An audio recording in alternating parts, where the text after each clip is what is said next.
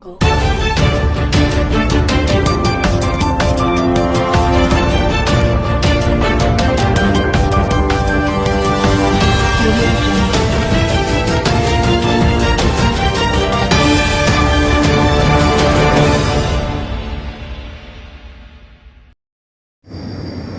मान्यवर कांशीराम साहब जी के स्मृति दिवस पर उन्हें भावभीनी आदरांजलि एवं कोटि कोटि नमन।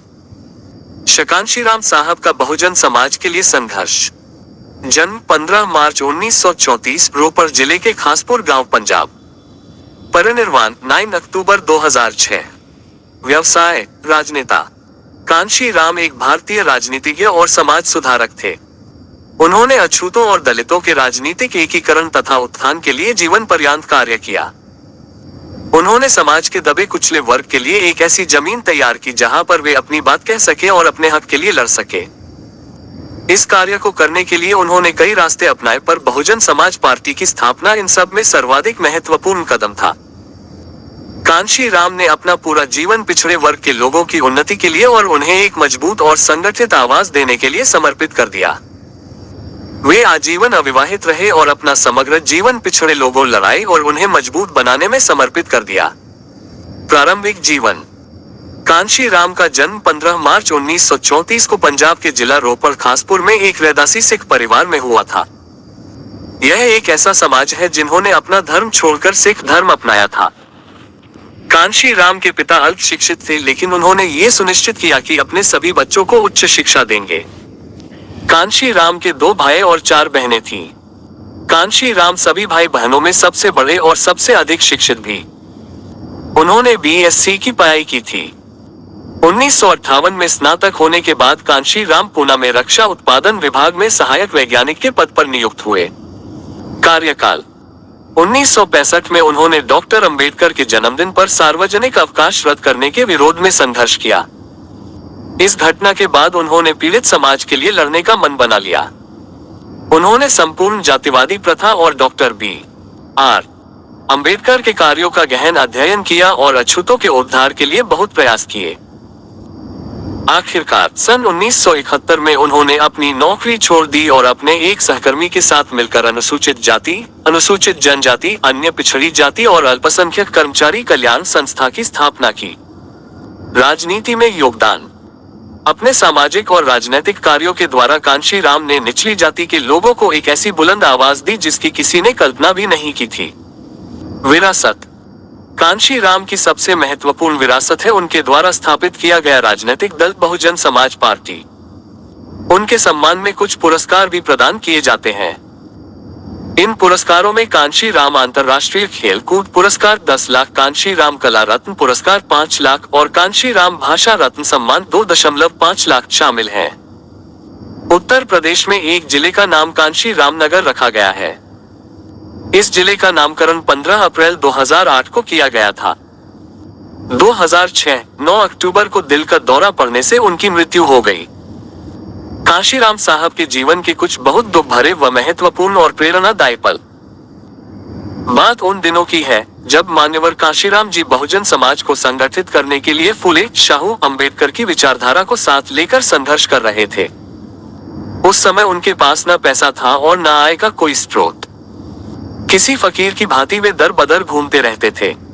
जब जहां शाम हो जाती वहीं ठिकाना बना लेते थे। जो भी साथ मिला उसके साथ घूमते थे। जिसके यहाँ जगह मिली वहां विश्राम कर लेते थे। उनकी अथक मेहनत जारी थी। कभी कभार तो उन्हें भूखे रहना पड़ता था। जेब में 2-4 रुपए पाए गए तो चौराहे पर लगी दुकान से भजिया या मुंगबड़े खाकर और ऊपर से 2 गिलास पानी पीकर पेट की आग बुझा लेते थे। कपड़े फटे रहते थे। पैर की चप्पल पूरी तरह घिस जाने पर भी बदली नहीं जाती थी। साहब के परिश्रम की कोई सीमा नहीं थी। आज भी उनके नाम और काम से ऊर्जा मिलती है। कुछ लोग उनकी समाज जागृति की भावना को समझते थे। ऐसे लोग ही उनका ख्याल रखते थे। किसी को फटी कमीज नजर आए तो वह दुकान से सस्ती कमीज लाकर उन्हें दे देता। कभी पैंट फटी दिखी तो पैंट लाकर देता था। एक समय ऐसा भी आया जब नई बनियान खरीदने के लिए मान्यवर कांशीराम जी के पास पैसे नहीं थे, मगर अंतर्वस्त्र तो किसी को दिखाई नहीं देते। काशीराम जी के पास केवल 2 बनियान थी और दोनों इस कदर फट चुकी थी कि उनको बनियान के बजाय चितले कहना ज्यादा उचित होगा। उनमें कपड़े कम रह गए थे और छेद ज्यादा थे। नई बनियान खरीदने के लिए भी मान्यवर काशीराम जी के पास पैसे नहीं थे, मगर मन का दर्द बताए तो किसे। उनका मन स्वाभिमानी था और इस स्वाभिमानी मन को लाचार होकर किसी के आगे हाथ फैलाना कतई मंजूर नहीं था। मन और तन तो केवल शोषित पीड़ित समाज का उत्थान करने हेतु कार्य कर रहा था। एक दिन की घटना है, नहाने के बाद उन्होंने अपनी बनियान कमरे के बाहर सुखाने के लिए रखी। उसी समय कोई कार्यकर्ता उनसे मिलने उनके करोल बाग के कमरे में आया था। उस कार्यकर्ता ने जब उस चिथड़े हो चुके बनियान को देखा तो उन्हें लगा किसी ने शरारत करने के लिए यह फटी बनियान तार पर रख दी होगी। गुस्से से वह चिल्लाया, अरे किसकी शरारत है, फेंक दो उस फटे वस्त्र को। कमरे में बैठे काशीराम जी को आवाज सुनाई दी। तत्काल दौड़कर वे दरवाजे पर आए और कहा, अरे भाई उसे फेंको मत, वह मेरी बनियान है। साहब की बात सुनकर कार्यकर्ता के आंखों में आंसू तैर आए। हजारों दिलों पर राज करने वाला समाज का वह बादशाह अपने लिए धन का एक अंतः वस्त्र नहीं खरीद पा रहा था। मान्यवर काशीराम जी का वह त्याग देख कार्यकर्ता का दिल भर आया। वह कार्यकर्ता उल्टे पांव वापस लौटा। बाजार में जाकर उसने नई बनियान की जोड़ी खरीदी और साहब के सामने रख दिया। उसके आंसुओं की कद्र करते हुए हल्की सी मुस्कान के साथ मान्यवर कांशी जी बोले, भाई अभी आप वह फटी बनियान फेंक सकते हो।